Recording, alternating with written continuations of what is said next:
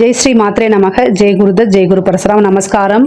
நான் கரூர்லேருந்து வல்சலா பணிக்கர், பிரசன்ன ஜோதிடர். இன்னைக்கு நம்ம ராகு கேது பயிற்சியோடைய பலன்கள் கன்னி ராசிக்கு எப்படின்னு பார்க்க போகிறோம். இந்த ராகு கேது எப்போ பயிற்சி ஆகுது அப்படின்னா, இந்த வாக்கியப்படி 2025 ஏப்ரல் மாதம் 26ஆம் தேதியும், திருக்கணிதப்படி 2025 மே மாதம் 21ஆம் தேதியும் ராகு மிதுன ராசிலேருந்து கும்ப ராசிக்கும், கேது கன்னி ராசியிலிருந்து சிம்ம ராசிக்கும் பயிற்சி ஆகுதுங்க. இவ்வளோ நாளாக பொதுவாகவே இந்த ராகு கேது வக்ர கிரகங்கள்ங்க. அதனால அது ரிவர்ஸில் தான் பயிற்சி ஆகும். இப்போ குரு சனியில் எடுத்துக்கிட்டீங்க அப்படின்னா, இந்த குருவும் சனியும் ஒரு 5 மாத காலம், வக்ரமான ஒரு 5 மாத காலம் வக்ரமாக இருப்பாங்க. அதுக்கப்புறம் என்ன ஆகும் அப்படின்னா, வக்ர நிவர்த்தி ஆகி அதோடைய பயிற்சி முன்னோக்கி தான். இப்போ 2ஆம் இடத்துல இருக்காரு அப்படின்னா, அதுக்கப்புறம் 3ஆம் இடத்துக்கு, 4ஆம் இடத்துக்கு, இப்படி பயிற்சியாகி வருவாங்க. இந்த சுக்கிரன் புதன்லாம் குறிப்பிட்ட காலங்கள் வக்ரமாக இருக்கும். ஆனால் அதுவும் வக்ர நிவர்த்தி ஆயிட்டா முன்னோக்கி தான் நகர்ந்து போகுங்க.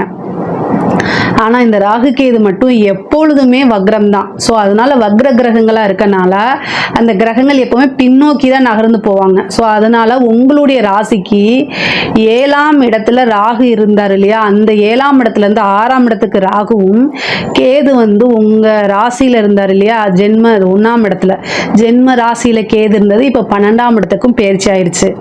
இவ்வளோ நாளாக எவ்வளோ கஷ்டங்கள், துன்பங்கள், துயரங்கள் இந்த கேதுனால அனுபவிச்சிருப்பீங்க கன்னி ராசிக்காரங்க.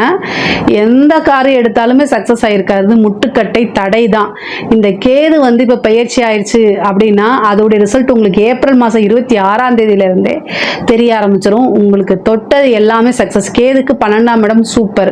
அதே மாதிரி 6ஆம் இடம் ராகு, அதுவும் நன்மை தான். உங்களுக்கு பொருளாதார வளர்ச்சி மிகப்பெரிய லெவலில் பிரம்மாண்டப்படுத்தி கொடுக்க போகுது இந்த ராகு கேதுக்கள். இந்த சனி உங்களுக்கு 7ஆம் இடத்துல இருக்குது, ஆனால் அதெல்லாம் பிரச்சனை கிடையாது, நீங்கள் கவலைப்படாதீங்க. இந்த குரு உங்களுக்கு அந்த ராகுவை பார்த்தறாரு. அதனால ராகு நிறைய நன்மைகளை கொடுக்க போறாரு. பொருளாதார ரீதியா, சொத்து ரீதியா எவ்வளோ விஷயங்கள் இருக்கோ அத்தனை விஷயங்களும் செய்ய போகுது இந்த ராகு. கேதுவும் இவ்வளோ நாளாக நிறைய கஷ்டங்கள் இருந்திருக்கு உங்களுக்கு. கேதுனால கொஞ்சம் நஞ்சம் இல்லை, மனசு பொதுவாகவே இந்த 1.5 வருஷ காலகட்டமாக கேதுனால நீங்கள் ஜென்மத்தில் கேது இருக்கிறது அவ்வளோ சிறப்பான விஷயங்கள் கிடையாது. அதனால மன ரீதியாவோ அல்லது எந்த காரியங்கள் எடுத்தாலும் டிலே ஆகிறது, தடையாகிறது, அதனால வெக்ஸாகி போய் எதுவுமே செய்யாமல் முடங்கி போனது, இது எல்லாமே இருந்திருப்பீங்க. இனிமேல் அந்த கவலை உங்களுக்கு கிடையாது. கேது 12ஆம் இடத்துக்கு போயிட்டாரு, ரொம்ப ரொம்ப நல்லது. இந்த கேது 12ஆம் இடத்துக்கு வந்திருக்குது உங்கள் ராசியிலேருந்து அப்படியே ரிலீவ் ஆன மாதிரி, மனசே அப்படியே லேசான மாதிரி இருக்கும்.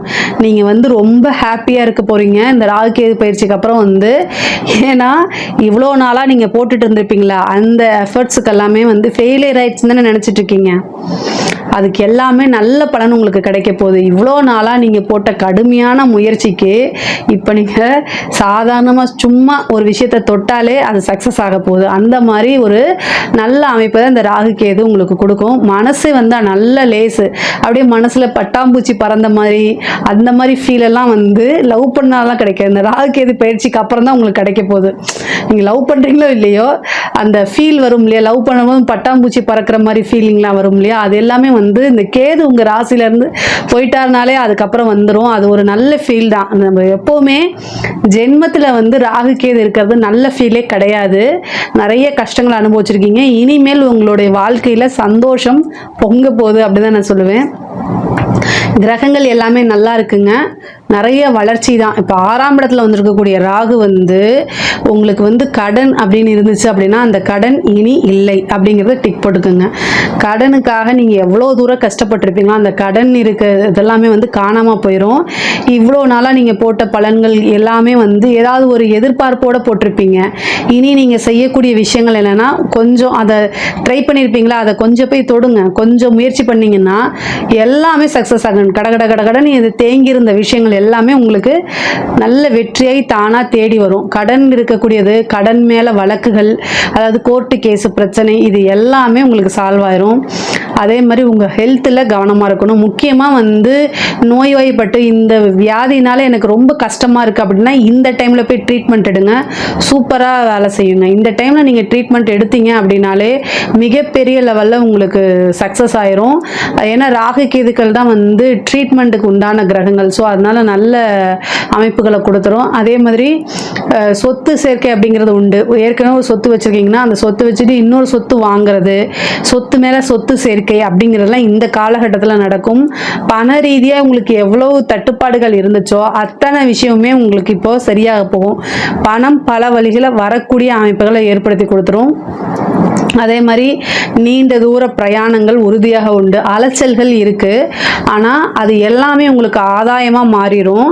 அதே மாதிரி கேது 12ஆம் இடத்துக்கு வந்திருக்கனால உங்களுக்கு இன்னொரு பெனிஃபிட் என்ன அப்படின்னா வெளிநாடுகளுக்கு போகக்கூடிய அமைப்புகளை கொடுத்துரும். இவ்வளோ நாளாக வந்து ஃபாரினுக்கு வேலைக்கு போகிறதுக்காக நீங்கள் ட்ரை பண்ணிட்டு இருப்பீங்க. இந்த கண்ட்ரீஸில் போய் வேலை பார்க்கணுன்னு உங்களுடைய வாழ்க்கை லட்சியமாக இருந்திருக்கும். இல்லைன்னா அங்கே போகணும்னு உங்களுக்கு ஒரு ஆசையாக இருக்கும். அங்கே போனால் நல்ல காசு பணம் கிடைக்குங்கிற ஒரு ஃபீல் இருந்திருக்கும். அவங்க எல்லாமே இந்த டைமில் ட்ரை பண்ணுங்க.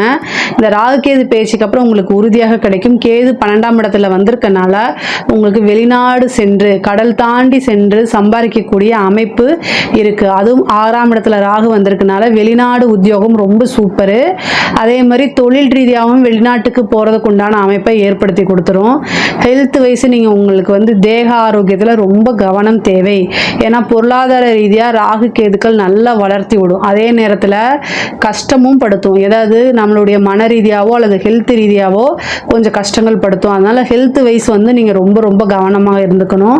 அதே மாதிரி பூர்வீக சொத்துக்களில் இருந்த விஷயங்கள்லாம் நீங்கள் உங்களுக்கு பூர்வீகத்தில் ஏதாவது கோர்ட்டு கேஸ் வழக்குகள் இருந்துச்சு அப்படின்னா இந்த டைமில் நீங்கள் போய் ஒரு பேச்சுவார்த்தைக்கு கூப்பிட்டா கூட வந்துடுவாங்க. இவ்வளோ நாளாக முரண்டு பிடிச்சிட்டு இருந்தவங்கலாம் ஈஸியாக சால்வ் பண்ணிடலாம். கோர்ட்டு கேஸு பஞ்சாயத்து இது எல்லாமே உங்களுக்கு ஃபேவராக மாறுறதுக்கு உண்டான அமைப்பை ஏற்படுத்தி கொடுக்குது இந்த ராகு. அதே மாதிரி கேது வந்து பார்த்திங்கன்னா சுப விரயங்களாக உண்டு பண்ணும். அப்போ ஒரு வீடு வாங்குறது, சொத்து சேர்க்கை உண்டு பண்ணுறது, அதே மாதிரி வாகனங்கள் வாங்கக்கூடிய அமைப்பு இது எல்லாமே உண்டு பண்ணும். ஆனால் என்னென்னா உங்களுக்கு 12ஆம் இடத்துல கேது வந்திருக்கனால தூக்கம் கெடுறதுக்கு உண்டானதோ அல்லது தூக்கத்தில் பாம்பு கனவு இந்த மாதிரி வர்றதுக்கு உண்டான விஷயங்கள் நடக்கும். அது எல்லாமே உங்களுக்கு கடந்து வந்தது தான். அதனால் அதை நினச்சி கவலையே பட வேண்டாம். பாம்பு கனவு வந்தால் மட்டும் நீங்கள் என்ன பண்ணுங்கன்னா 2 தீபம் விநாயகருக்கு போடுங்க யமகண்ட நேரத்தில். ஓகேங்களா?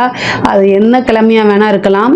உங்களுக்கு எந்த நாள் முடியுதோ அந்த நாட்களில் வரக்கூடிய யமகண்ட காலகட்டத்தில் இப்போ நீங்கள் ஒரு நாள் கனவு கண்டுறீங்க பாம்பு. ஏன்னா 12ஆம் இடத்துல வந்து கேது வரும்போது பாம்பு சர்ப்ப கனவுகள் அடிக்கடி வந்து டிஸ்டர்ப் பண்ணுறதுக்கு வாய்ப்பு இருக்குது. ஸோ அதனால் நீங்கள் அடுத்த நாள் காலையில் எந்திரிச்சு தலை குளிச்சுட்டு 2 தீபம் யமகண்ட நேரத்தில் விநாயகருக்கு போட்டிங்கன்னா மறுபடியும் அந்த கனவுங்கிறது வராது. தூக்கமும் நிம்மதியான தூக்கம் வந்து வரும். ஏன்னா 12ஆம் இடம்ங்கிறத நல்ல அயன சயன போகம் அப்படின்னு குறிக்கக்கூடிய இடம். ஸோ அதனால் அந்த இடத்துல கேது வந்திருக்கனால தூக்கம் கெடுறதுக்கு உண்டான வாய்ப்புகள் இருக்குது. ஸோ இதில் வந்து ரொம்ப ரொம்ப கவனமாக இருங்க.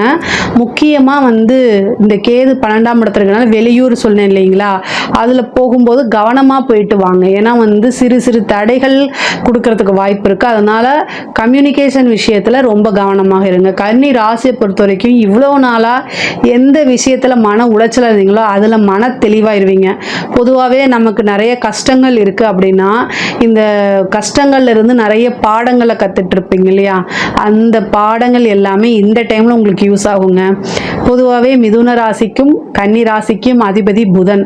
அந்த புதன் யாருன்னா புத்திசாலியான கிரகங்கள். இதில் 2 பேருமே மிதுன ராசியும் புத்திசாலி, கன்னி ராசியும் புத்திசாலி. மிதுன ராசியை விட கன்னி ராசிக்காரங்க தொழிலில் வந்து ரொம்ப இன்டெலிஜென்ட்டாக இருப்பாங்க. அவங்க செய்யக்கூடிய தொழிலாகட்டும் உத்தியோகமாகட்டும் அப்டேட்டடாக அப்படின்னா அவங்க தான் கன்னி ராசிக்காரங்க தான். அதே மாதிரி ஒரு நேர்த்தியாக ஒரு விஷயத்தை செய்யணும். தன்னை வந்து பிஸ்னஸ்க்காகவோ தொழிலுக்காகவோ அர்ப்பணிப்பான ஆட்கள். அவங்களுடைய முதல் கணவனோ அல்லது மனைவியோ யார் அப்படின்னா அவங்களுடைய தொழிலாக தான் இருக்கும். அந்த மாதிரி ஒரு நபர்கள் தான் வந்து கன்னிராசிக்காரங்க. அவங்களுக்கு வந்து இது சூப்பரான டைமு. உங்களுக்கு நீங்கள் என்னென்ன விஷயங்கள்லாம் இவ்வளோ நாளாக தடைகள் இருந்துச்சோ அத்தனை தடையுமே வந்து உங்களுக்கு நிவர்த்தி ஆயிடுச்சு. ஸோ உங்களைய வெளிப்படுத்திக்கக்கூடிய காலகட்டமாக இருக்கனால அதுக்குண்டான முயற்சிகளை போடுங்க, எல்லாமே சக்ஸஸ் ஆயிரும். கன்னி ராசியை பொறுத்த வரைக்கும் இது சூப்பரான டைமு. ஏன்னா இவ்வளோ நாளாக இருந்துச்சு இந்த பாடம் அப்படின்னு நான் சொன்னேன் பார்த்தீங்களா, இவ்வளோ நாளாக மன சங்கடங்கள் இருந்துச்சு. அந்த சங்கடங்கள்லேருந்து ஒரு விஷயத்தை கற்றுக்கிட்டு இருந்திருப்பீங்க இல்லையா, இப்படியா அப்படின்னு சொல்லி கற்றுக்கிட்டு இருந்திருப்பீங்களா, அந்த விஷயங்களை எல்லாம் இப்போ இம்ப்ளிமெண்ட் பண்ணுங்க. உங்களுக்கு சூப்பரான டைம். நீங்கள் எடுத்த காரியங்கள் எல்லாமே சக்ஸஸ் ஆகும். அதாவது கஷ்டங்கள் மட்டுமே எப்போவுமே ராகு கேது கொடுக்காதுங்க. அந்த கஷ்டங்கள் வந்து நமக்கு ஒரு அனுபவமாக மாற்றிக்கணும். எந்த கிரகங்கள் வந்து நன்மை மட்டுமே செய்யாது, தீமை மட்டுமே செய்யாது. நன்மையும் தீமையும் கலந்து தான் செய்யும். ஸோ இவ்வளோ நாளாக உங்கள் கூட இருந்து கஷ்டப்படுத்தினவங்க யார், உங்களுக்கு ஹெல்ப் பண்ணவங்க யாருன்னு நல்லா தெரியும். பொதுவாகவே ஏன் இந்த விஷயத்த நான் சொல்கிறேன் அப்படின்னா, கன்னி ராசிக்காரங்கள், அதாவது கன்னி ராசிக்கு புதன் அதிபதி. என்னன்னா புதன் வந்து தன்னுடைய பெற்றோர்கள்னாலே கைவிடப்பட்ட கிரகம், சரிங்களா. அந்த புதன் வந்து புத்திசாலிக்கு கிரகமாக இருக்கலாம், ஆனால் தன்னுடைய பெற்றோர்கள்னாலேயே கைவிடப்பட்ட கிரகம். பெற்றோருடைய அன்பு ஆதரவும் கிடைக்கல. நீங்கள் எதுக்காக இதை சொல்ல வரேன் அப்படின்னா, உங்களுக்குன்னு உங்களுடைய கடமைகளை மட்டும் எப்போவுமே செவ்வனே செஞ்சுக்கிட்டே இருங்க, எந்தவித எதிர்பார்ப்புமே இல்லாமல். பொதுவாகவே கன்னிராசிக்காரங்களுக்கு ஒரு லைஃப் பார்ட்னரோ அல்லது பேரண்ட்ஸோ வந்து பெரிய லெவலில் சப்போர்ட் அப்படிங்கிறது நீங்கள் எதிர்பார்த்தீங்கன்னா கிடைக்காது. எதிர்பார்க்காம கிடைக்குதுன்னா அதை அனுபவிச்சுக்கோங்க. ஆனால் எப்போவுமே கன்னிராசிக்காரங்களுக்கு வந்து உறவுகள் கிட்ட இருந்து கிடைக்கக்கூடிய அன்பு ஒரு ஏமாற்றத்தையும் ஏற்படுத்தும், காயத்தையும் ஏற்படுத்தும். இந்த விஷயங்களை கவனமாக இருங்க எப்போவுமே. அதை இந்த 1.5 வருஷத்துக்குள்ள கண்டிப்பாக அனுபவிச்சிருப்பீங்கன்னு நான் நினைக்கிறேன், ஐ திங்க்கு. ஸோ அதனால ரொம்ப ரொம்ப கவனமாக இருந்துக்கோங்க. அவங்களுக்கு தேவையான உங்கள் கடமைகளை ஒருபோதும் செய்ய தவறாதீங்க. அதே நேரத்தில் எந்த எக்ஸ்பெக்டேஷனும் வேண்டாம், அப்படிங்கிற எந்த எதிர்பார்ப்புமே இல்லாமல் ஒரு விஷயத்தை செய்யுங்க. மனசை ஸ்ட்ராங் பண்ணிக்கோங்க. அது வந்து உங்களுக்கும் சரி, உங்களை சார்ந்தவங்களுக்கும் சரி நல்லது, உங்களுக்கும் வளர்ச்சியும் கொடுத்துரும். உங்களோட வளர்ச்சி வந்து இந்த ராகுகேது பயிற்சிக்கு அப்புறம் பிரம்மாண்டமாக இருக்க போகுதுங்க. இப்போ இந்த ராகுகேது எவ்வளோக்கு எவ்வளோ உங்களுக்கு வந்து தீமைகளையும் தடைகளையும் கொடுத்துச்சோ அவ்வளோக்கு எவ்வளோ கேட் ஓப்பன். அப்போ வந்து மிகப்பெரிய லெவலில் பிரம்மாண்டமான வளர்ச்சி அப்படிங்கிறது உறுதி செய்யப்பட்டதுங்க. கோவில்களுக்கு போங்க, அது ரொம்ப ரொம்ப நல்லது. இந்த காலகட்டத்தில் உத்தியோகத்தில் இருக்கவங்களுக்கு மிகப்பெரிய உத்தியோக உயர்வு கிடைக்கும், நீங்கள் நினைச்சே பார்க்க முடியாத அளவுக்கு. அதே மாதிரி அந்த உங்களுடைய கம்பெனியில் வந்து உங்களுடைய பேர் புகழ் எல்லாமே பாராட்டப்படும். அரசியல் துறை சம்மந்தப்பட்டவங்களுக்குலாம் இது சூப்பரான பிரம்மாண்டமான வளர்ச்சி. எந்த துறையாக இருந்தாலும் சரி, ரியல் எஸ்டேட் பிஸ்னஸாக இருந்தாலும் சரி, எந்த பிஸ்னஸாக இருந்தாலும் சரி, இந்த காலகட்டத்தில் பணம் வந்து பல வகைகளில் வரப்போகுது, குவியப்போகுது. சொத்து மேலே சொத்து சேர்க்கை இந்த மாதிரி இருக்கும்.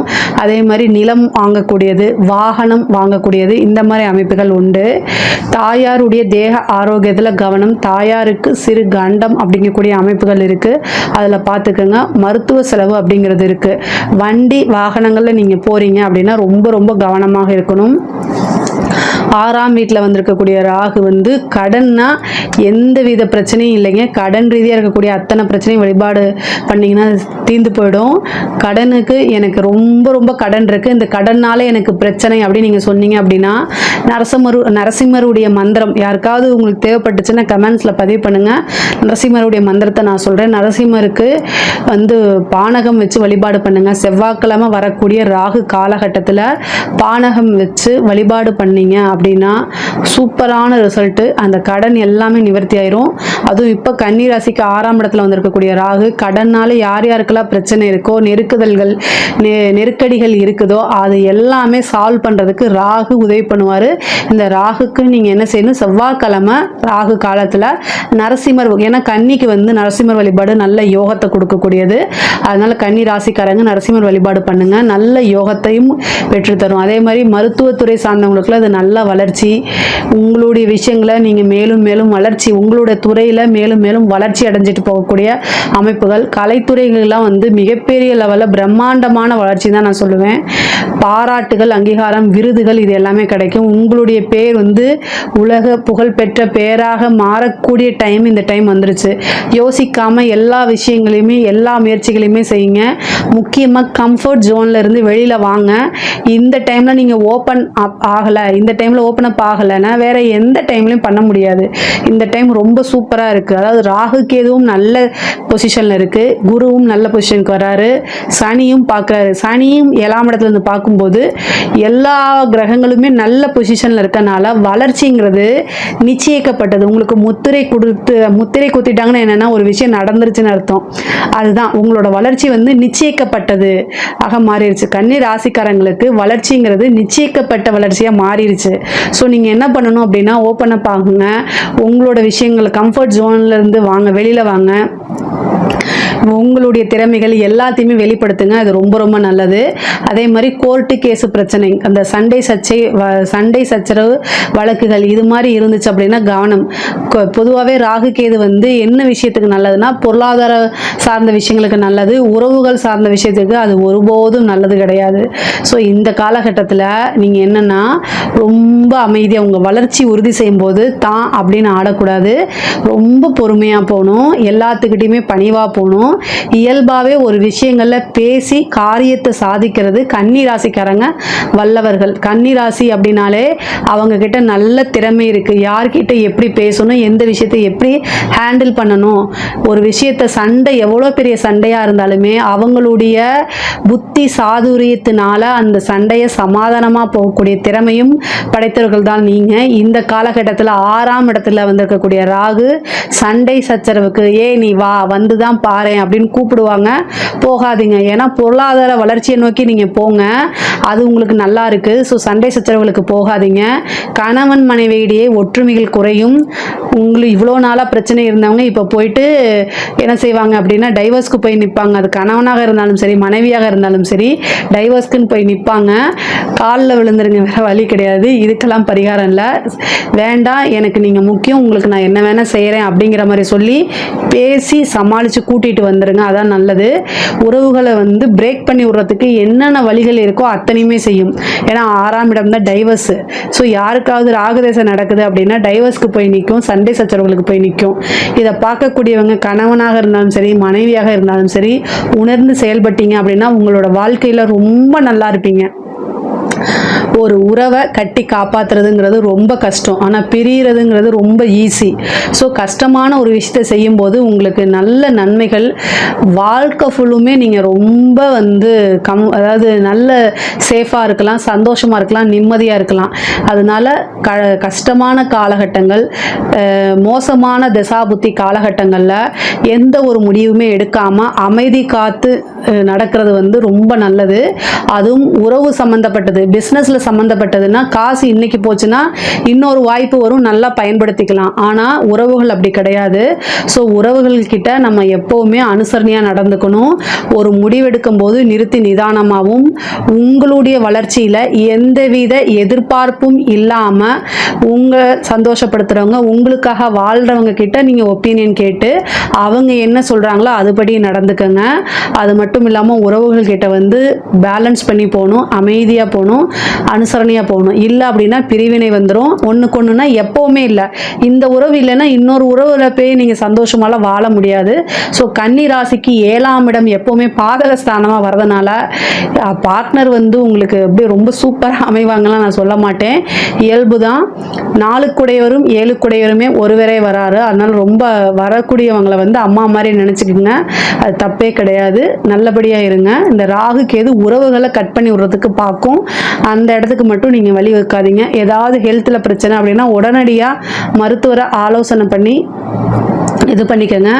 உங்களுடைய கணவன் மனைவிக்குள்ள இருக்கக்கூடிய சண்டை சச்சரவுகள், அதே மாதிரி அவங்களுடைய ஹெல்த் சம்மந்தப்பட்ட விஷயங்கள்லாம் பாதிப்புகளை ஏற்படுத்தி விடும். ஆனால் பொருளாதார வளர்ச்சி நல்ல வளர்ச்சியாக இருக்கும்.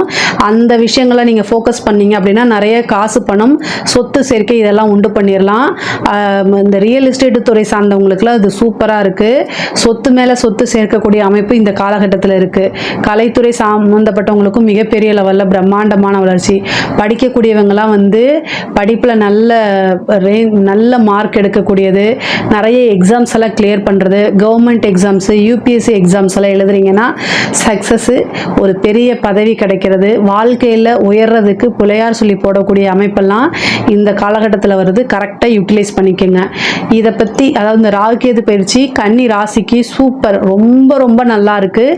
இவ்வளோ நாளாக நீங்கள் என்னென்னலாம் உங்கள் மனசுக்குள்ளேயும் தலையிலையும் ப்ரெஷர் இருந்துச்சோ அது எல்லாமே விலகி தலையில் அப்படியே பூ மாலை பொழிகிற மாதிரி நீங்கள் ஞாபகம் வச்சுக்கணும், மனசுக்குள்ளே கற்பனை பண்ணிக்கணும். ஆனால் அதுதான் உண்மை, அதுதான் நடக்க போகுது. ரொம்ப நல்லா இருக்குது. ராகுகேது பயிற்சி கன்னி ராசியை பொறுத்த வரைக்கும் ரொம்ப நல்லா இருக்குது. சந்தோஷமாக ஹாப்பியாக இருங்க. இதில் ஏதாவது உங்களுக்கு சந்தேகங்கள் இருக்குது அப்படின்னா கமெண்ட்ஸில் கேளுங்க. என்ன பரிகாரம்னாலும் நான் சொல்கிறேன், கண்டிப்பாக ஆன்சர் பண்ணுறேன். நம்மளுடைய சேனலை லைக் பண்ணுங்கள், ஷேர் பண்ணுங்கள், சப்ஸ்கிரைப் பண்ணுங்கள். நன்றி, வணக்கம்.